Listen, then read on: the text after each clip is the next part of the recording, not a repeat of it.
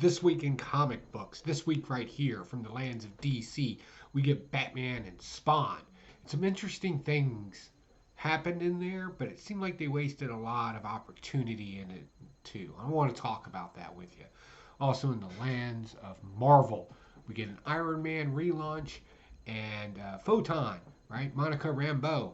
And boy, you like, yeah.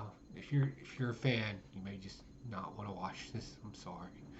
Also, in the land of independence, we get Nightclub, my actual pick of the week, and I'm going to tell you why, along with a bunch of other comic books. But first, let me help you with your holiday shopping. Do you like coffee, tea, or cocoa? Are you looking for a great gift idea for someone who does? Hey, it's me, Jeremy. You may recognize me from my YouTube channel, The Quartering, but I'm also the founder of Coffee Brand Coffee. We're a US-based roaster with thousands of 5-star reviews from our customers. Our customers love that we roast our coffee beans fresh to order. Plus, you won't find a fresher or more delicious coffee anywhere else. And I can promise you personally that you won't find a business that is more committed to serving our customers. Coffee not your thing? We have a dozen delicious organic teas as well as 4 decadent flavors of hot cocoa. Listen, I know with the holidays it's always tough trying to find the perfect gift for family, friends, and business partners, so we made it really easy for you. Our industry-leading custom gift box builder will make the holidays a snap. Build your own custom gift box of coffee, teas, cocos, or even dark chocolate covered espresso beans and have it delivered in a high quality, ready to gift box. We even have gift cards in case you're not totally sure what to get. With 15 different varieties of coffee, a dozen organic teas, 4 varieties of hot cocoa, and even dark chocolate covered espresso beans, I know if you give Coffee Brand Coffee a chance to earn your business, you're going to be a customer for life. That's right, weirdos. Don't forget, link down in the description. Use the promo code POCANJOE. Save yourself some money with your holiday shopping because suckers pay full price. So let's jump into this week's haul and review. I'm kind of excited to start off with this one. With Batman and Spawn, I went with this beautiful 1 in 50 variant, mostly because it was all that was left, but it's still cool. I like it.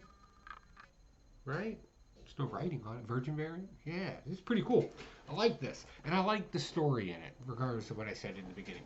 I did enjoy this story in this. In the beginning, they spent a lot of time, though, kind of showing how these are two people, Spawn and Batman, are really kind of the same people. And this kind of far-fetched notion that Spawn's wife, right, that connection is very similar to Bruce Wayne and his mother's connection, right? It's right. That seemed weird to me. Like of all things to do, like you couldn't use Catwoman. Like Catwoman could have got kidnapped, and like right that way, it's something that you're. I don't know. Like I don't like. I love my mother. I love my wife, but I would not call that the same type of love. Right? But they're both dead. Their souls are gone. And of course, they do the typical trope of hero fights hero because, somebody was lied to or a misunderstanding. And then they team up, touch tips, and they roll out to go fight the bad guys in this one. And Joker shows us that he has a very unique connection with another clown from the Spawn universe. I was kind of happy to see that. Like the moment I saw Joker, and I was like, "Oh, do a team up the other way." It's like the negative version of our heroes, and it looks like they're going to. So that seemed really cool. I'm excited about that. Very good. However, not my pick of the week this week. We'll be moving on to that later. Next, Danger Street. So if you like those Bronze Age, right, Copper Age-ish, those heroes right around there, the time of Atlas and Warlord and stuff like that, you may like this. Yes, it is a modern rendition of it. Also, Green Team was in here. Very few viewers out there are going to remember those cats. But they were there along with the Outsiders, stuff like that. They're kind of brought into this Danger Street storyline with a little bit more modern uptake to them. The visualizations there, you know who the characters are, like when they showed Lady Cop and kind of used the name Lady Cop offensively. Like I was like, oh, it's Lady Cop. I know that, right? I love it when they do that kind of stuff, especially if you're a heavy comic book collector and a heavy reader of your comic books. I love it when they kind of kind of flip the script a little bit and lay subtle hints of who the characters are as you go through this. This did a great job of this. And we have a group of people. Oh, and it's also told by Dr. Fate's mask. Nebula, whatever. His helmet, right? And he's kind of telling it like it's a medieval hero type journey story, right? I thought that was kind of cool. I don't know why. It doesn't really fit, but it was cool. So I enjoyed it for that aspect of it. But yeah, so we get our three heroes are trying to go to the Justice League. And they think if they beat up Darkseid, so they got to get Dr. Fate's mask to do it. All the while, we got some kids out doing some dangerous stuff in the desert. The outsider kids. We got Lady Cop trying to figure it all out as we find out one of the outsider kids dies. And, oh, the Creeper. Remember the Creeper. The Creeper, he gets a job working for a new broadcasting company that's going to be putting him on the air and throwing him out there. If you don't know, back in the day, he was like a TV journalist kind of guy. And it's run by Green Team. So yeah, I thought it was cool. I don't know the longevity of the story and how that will work, but all in all, I did enjoy this, and I thought it was fun. And I got to see Atlas in it again. A very underutilized DC character, very interesting. Just doesn't get used enough, and it's cool to see him every now and then. Plus a few others in there as well for your enjoyment. So next we got Dark Crisis, Big Bang, #1. And of course I had to go with that, right? Almost not because of that, but because of that. Right? You know where that's from, right? That's Michael Keaton, the Batman, the Joker, right? One of his henchmen. So this is really a love story, or an homage. We'll say an homage. An homage to the multiverse and all of its complexities as it goes through it. And who better to run through it than the fastest man alive, Flash. So him and Wally are taking off across the multiverse because they know the anti-monitor is out there and you can't really ever destroy them. So they're jumping from, and you get these great little bits of the different pieces of the multiverse and everything we've been reading over the last year. It's been very, it's somewhat of an engaging story. It's been kind of hit or miss for me. But this was pretty cool in how it all actually connects. I love the fact that they pulled in several heroes to finally beat or try to defeat the Anti-Monitor. You can't really get rid of them. So they push him through a portal, and at the last minute, Barry Allen sacrifices himself, goes through the portal with him, and then out of nowhere, in true comic book fashion, random Batman / Green Lantern goes in and saves him. Just pulls him out at the last second. Good hero moment. It was good. And of course you get the dramatic speeches in here too that you would normally expect from a superhero. So if you like that kind of stuff, definitely this was okay. I enjoyed it. I don't think it's heavily relevant to the Dark Crisis story. It could have fit anywhere as a one shot, really, because it's multiverse, but nevertheless, good stuff. Next, okay, so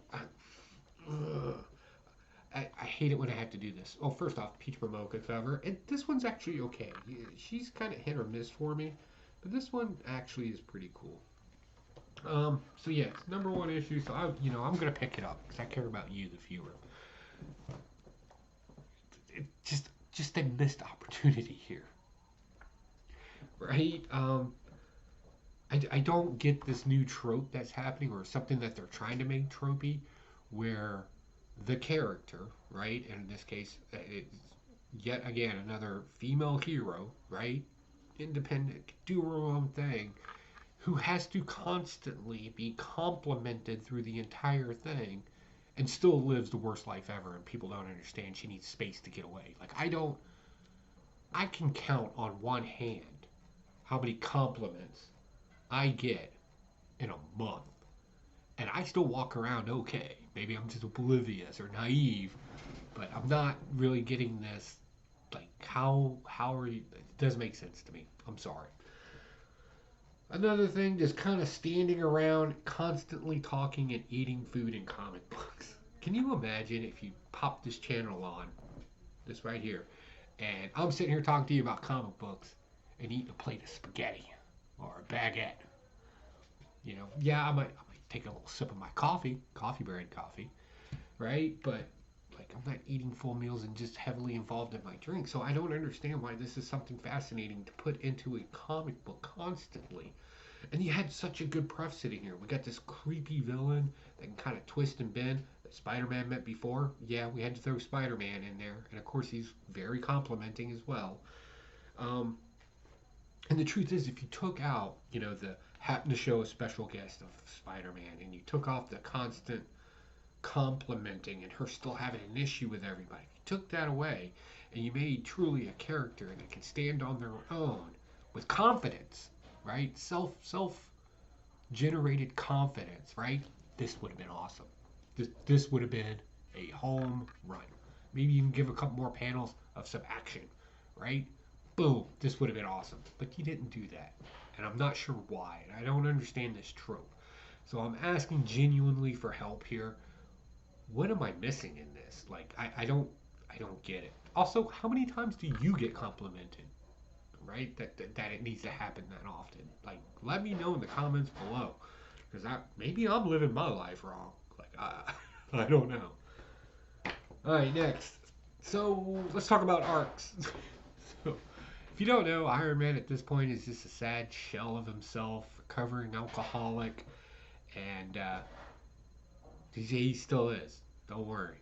If you liked that, that didn't change. He's not super rich anymore because, eat the rich or whatever ridiculous notion that is. He's just a guy now. He just doesn't question when people ask him for money because they accuse him of stuff. That happened in here. But somebody's out to get him and just make his life even worse. So he's sad, and now he's just getting beat up for sad. So the reason why I said we're going to talk about story arc, Hero gets pushed into a quest, goes on a quest, whatever the case may happen, and then eventually at the top, big revelation happens. I need to do this. Usually some sort of failure happens, right? And then as it comes back down, he generally saves the day or sacrifices himself, whatever the conclusion is, right? Well, we did the whole alcoholic, the miserable, going poor, self-loathing guy before. That lesson was learned, right? That ended. And then this launch, and I know it launched because it says number one. See, it says number one right there. And all we did was say, well, no, we'll just keep this arc going in another direction and make it somebody else's fault that he's miserable. I am curious he's doing it. He's not even like sarcastic in this. He's just like, it's sad. It's sad. I don't know. I don't know if I like it. I'm not saying I hate it. I'm not saying I like it. That's for sure. I will have to read some more of it because this was a thick book too, and it just didn't seem like it really went anywhere. There was a point where he was about to kill a droid or what he thought to be a droid or a drone, and come to find out there was a living person in it, right? So it's a good thing he didn't make that decision just to blast it, right? Because there was a person inside of it. There's a little bit of a mystery going on.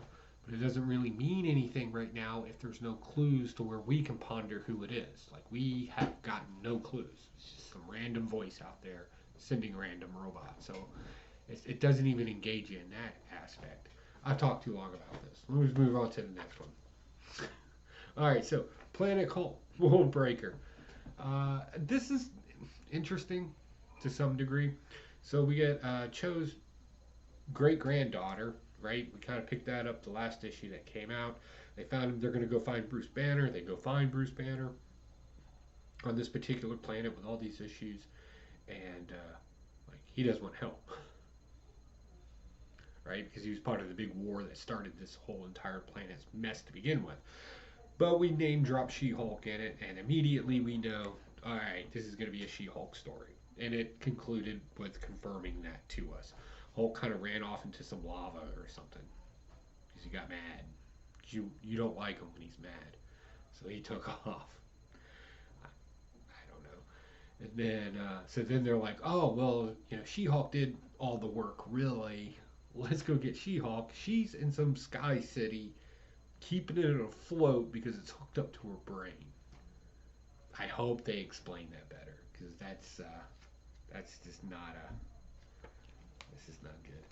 All right, Independence this week. Happy horror, little horror around the holidays. Never hurt anybody. So in this, you get a Krampus story. You get a Icelandic story, which I thought was interesting about a particular Icelandic fable about a cat that eats people and why they give clothes at Christmas time, and how you shouldn't make fun of people, that do the best they can when they give you a gift, because pussy will eat you. Uh, and there's another story in here about fairies too, and not just using people as a means to an end, right? To make yourself look good too.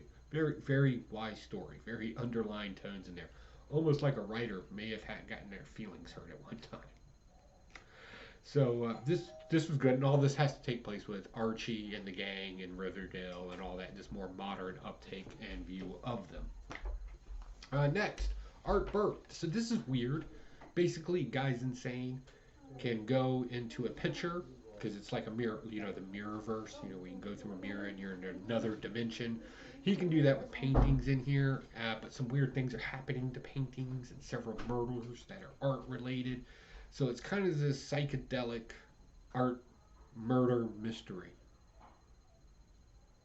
I'm going with that until I see issue 2 and find out what's really going on in here. But yeah, definitely cool. I recommend this. I'm going to be chasing this down. As long as my comic book shop has it, I'll be buying it.